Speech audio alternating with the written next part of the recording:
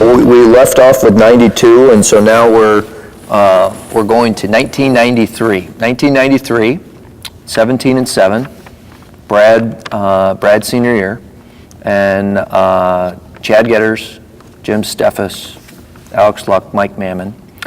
You were second place in the league. Coach, you won your 500th game. And I actually do remember this game where we played Cretin in a holiday tournament at Augsburg. And Cretin was the eventual state champion, and we were tied with a minute to go in that game. We lost to Hopkins in the semifinals. What do you remember about 1993? Well, I remember we had, I think Marco got hurt in the tournament, and we depended on, he wasn't the only scorer we had, but Brad was kind of our leader, I would say. And we came back, and I think he missed a couple of games. Well, then he came back and played against Edina in a tournament game. And of course, coach there at that time, Eddie Dyna. Was that Rogleen or? No, it was, well, anyhow, he I wouldn't expect him to do that, and he played well. Hobbling around and wasn't 100% on one leg. But. Okay. Jeff, 93, or what do you remember about that year? Well, you know what, you mentioned all these years right now. As I mentioned before, I went through all the practices. But I didn't see any of the games. So I was a sophomore coach. And as soon as a sophomore coach, done coaching again, I was on the road scouting. I could tell you a lot about Armstrong that year because I think I saw them play about 18 of their games. Whoever we played, Armstrong played them the week before. But I didn't see a lot of those games. In fact, the game that you guys lost to Hopkins, I believe I was over at Kennedy scouting another section semifinal game. So I don't remember a lot about the games. I didn't see a lot. Maybe saw the holiday tournament. You mentioned Cretin, but I was not at a lot of the games. I was on the road scouting. 1994, my senior year, 16-4. I'm nervous to ask about this year. It was a different team than the previous year or years. Lloyd Lee was the captain. Our best player was Mike Spencer, who was a junior. Doug Hoffert was a sophomore. Mike Vegan, Dave Watson, Lane Kiffin. Second place in the league. I'd like your thoughts. And Jeff, you actually coached a lot of these players with Jimmy when they were sophomores. What do you remember about the 1994 team, Coach? Well, I'd say second place in the league was pretty accomplished job, and we had, I think the league was pretty strong that year. And who won it that year?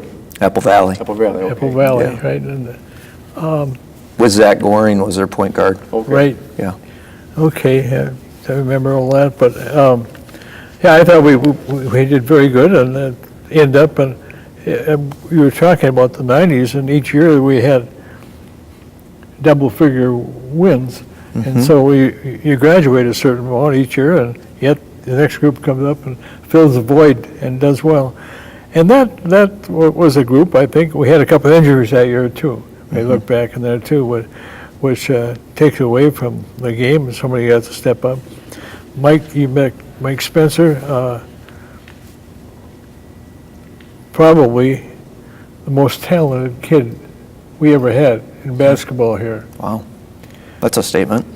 And he, did offensively, and we tried to put him on some defenses, and he couldn't quite comprehend them all, but he had such anticipation. That he was there where you wanted him to be, and he'd pick off a pass or something.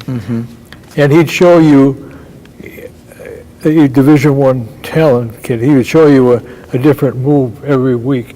And you can talk about it, you can get tapes, but if a kid can see one of their own doing some of those things, they can maybe practice and pick up on it.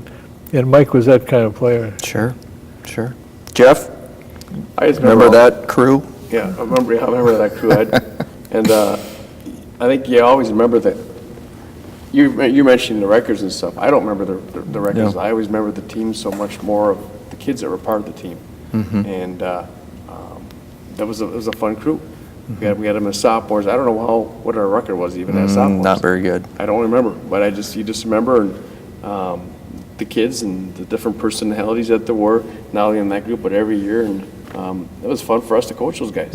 And you were part of that group as well. And some of those guys in that group have gone on. Well, there was a lot of kids involved with football. Wasn't that the primary sport? Yeah, so Lloyd played in the NFL, and Lane has had a lot of success coaching. So those are, I think, which has been kind of the characteristic of a lot of players you've had around here. They're just not focused on one sport. They're multi-sport athletes, and yet they have success at all of them. That's kind of the model you wish all kids They're good, talented kids, yeah. So, Coach, what do you remember about your last year? You would have had Mike Spencer back as a senior, and then Doug would have been a junior. So your two leading scorers back, and then did you know that was going to be your last year? Not really, I guess. I hadn't planned on it, no. Okay. In fact, when it was my last year, when I retired that year, I walked out of school the last day and I said, I enjoyed today. Yeah. So I wasn't the guy that was griping away, looking at the calendar and trying to get out of it. I enjoyed my years of teaching and working with kids. You mentioned Mike Spencer, and he had a game out at Chaska. The only time we ever had I don't want to blow this out of proportion, but the only time we had a 3-second call called the whole year, and he had 41 points. Oh, wow. They couldn't stop him, and then they called a 3-second violation on him in the latter part of the ballgame. We lost by 2, I think it was. Chaska was a good team.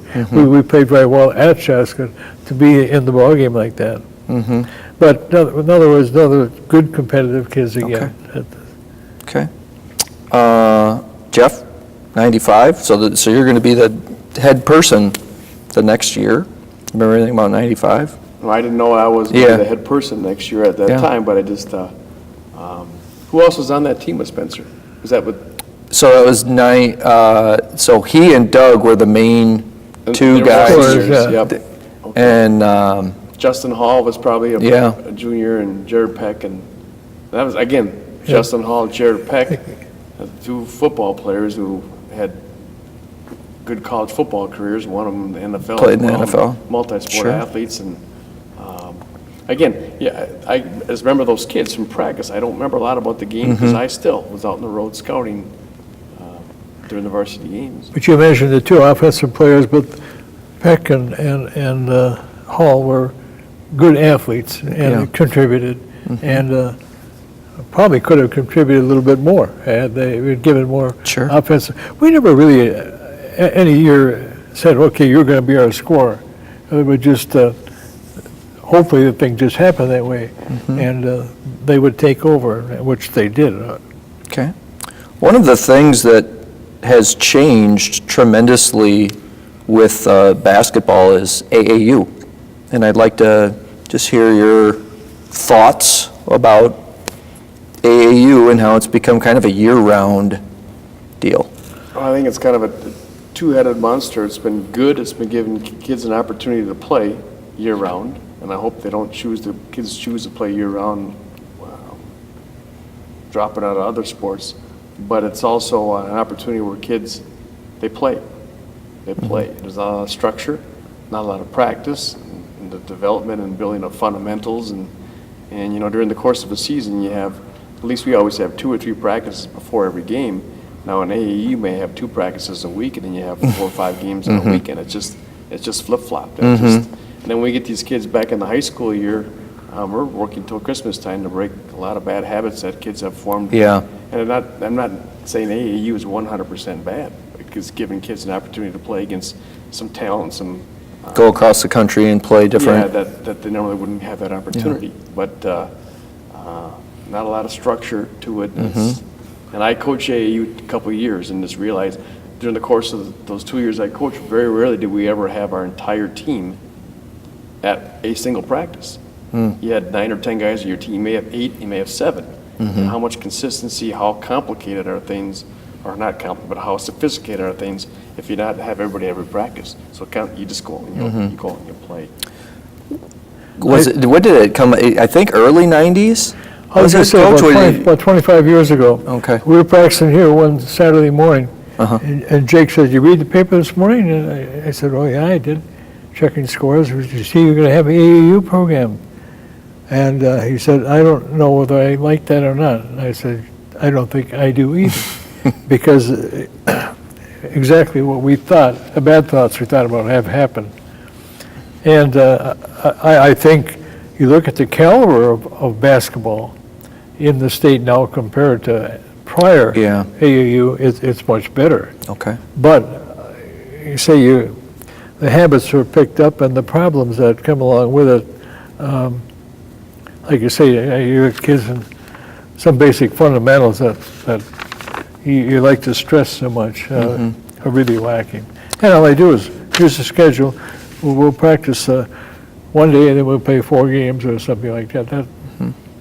I always enjoyed the games. I always thought that, and I enjoyed practices. Yeah. We each had- What's the biggest way that the game has changed since you started coaching and you've been coaching? So the biggest change.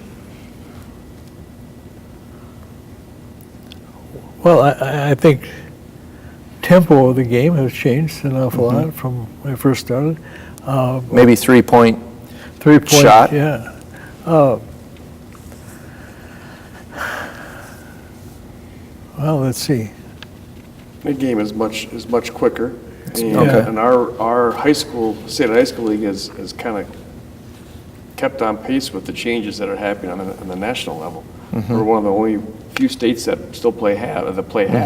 I believe most of the states still play quarters. Well, and we don't have 35, or we don't have a shot clock. No, but that's been, our Yeah. Coaches Association has been in great support of that.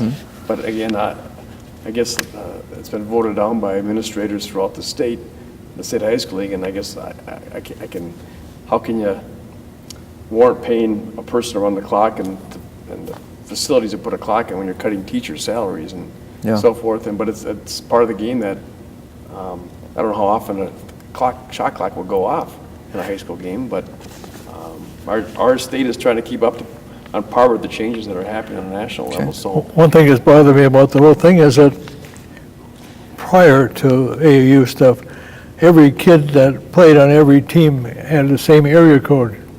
No. And that now it's. Yeah. No, from all over the place. I have not gone to a state tournament in 8 years simply because I don't like all-star games, and that's what we're doing. We're Okay. making all-star teams. Okay.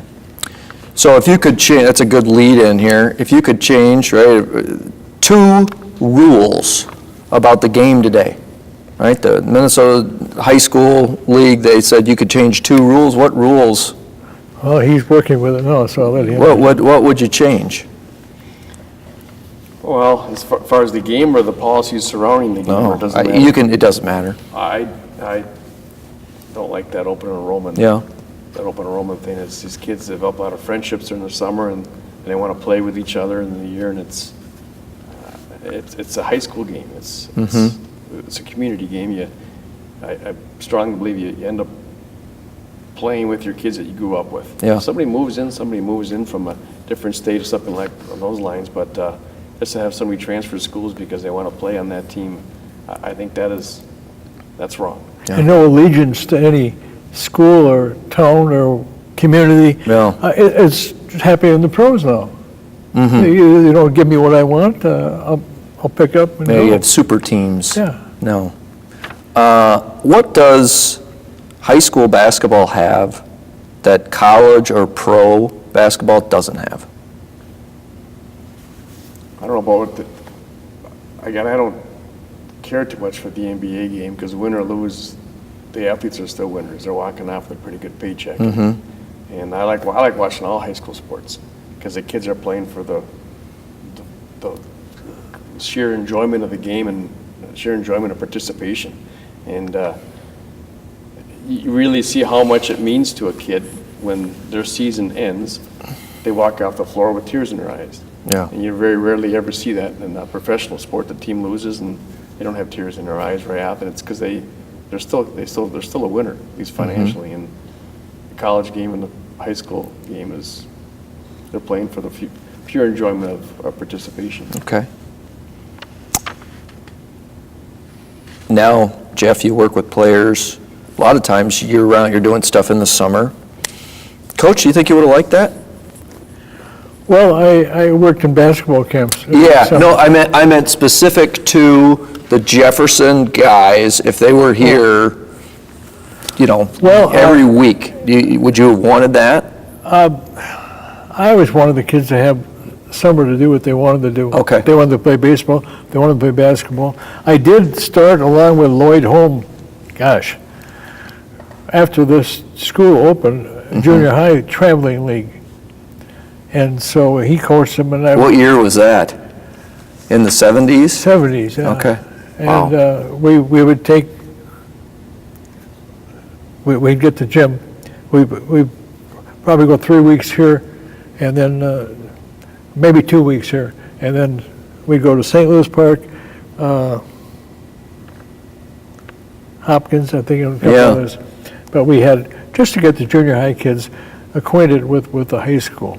So you were one of the people that started that? Well, yeah, and Lloyd Holm was Wow. organizer of it too. Oh, man. I'd like to transition to difficult coaching matchups, and it could be teams or players. Can you think of some of the top players on other teams that you have coached against? Well, let's see. So in the 80s, I mean, Kevin McHale comes to mind, from the 70s. Yeah, Jim Peterson was. Yeah, St. Louis Park. I played against Pete all the way growing up since 8th grade, and he was, he's a big kid. Big kid, and had a good NBA career as well. I don't know if I specifically think about, if I mention somebody's name, I'm going to know I leave somebody's name. Yeah, right. I just think we always played that, I'm not going to say anybody's name either, but schools that we played against, we were always, this is going to be a tough game no matter who they had as Yeah. personnel. Yeah, that's Just because right. of who was coaching them. Okay. And, And the community. I looked when I was in college, took a couple of courses, and my college coaches too. We'd travel by bus, and we'd play from Superior to La Crosse or Stevens Point or something. Then we'd come home that night after the game, and I usually end up talking with them, picking their brain about this or that. And one of the things they told me was, when you get out and look for a coaching job, take a look at a school that's got a good background. They're assumed they like to win, and they have a good reputation of doing that, rather than, this Jefferson Open, we had to build our own. But when we did that, we tried all kinds of little things and gimmicks and so forth that you try to build up interest and so forth. And so I did a lot of that in coaching clinics, trying to pick up what do you do, what do you do? So, Most gratifying wins or difficult losses? Or how long did losses, maybe start with this, how long did losses stay with you? Did they eat you up, or were you able to get past them? well, the nature of the game when you play, now they play 25. When I started out, you played 16 games. But the ones that you've got some on your schedule, you look, well, we should be able to win that one and that one and that one. Oh, this one is going to be tough. And then sometimes you'd win one of those tough ones, and that would bring you over the hump a bit. But I think you can't just forget about that. You got to go ahead and work. You're taking down notes. What are some things you didn't do very well in that game? Okay, those are things you got to work on, so you won't have to happen next time. And so you learn by a loss. You probably learn more by a loss. You do more by a loss than a win. Okay. You always say you hate losing more than you like winning. Yeah. But there are you feel good after a win. And, Yeah. And then you got to go back to work again tomorrow because you got another game coming up, and you got to enjoy that. Make sure the kids enjoy winning a game too. Just don't. You got to be positive with them. Okay.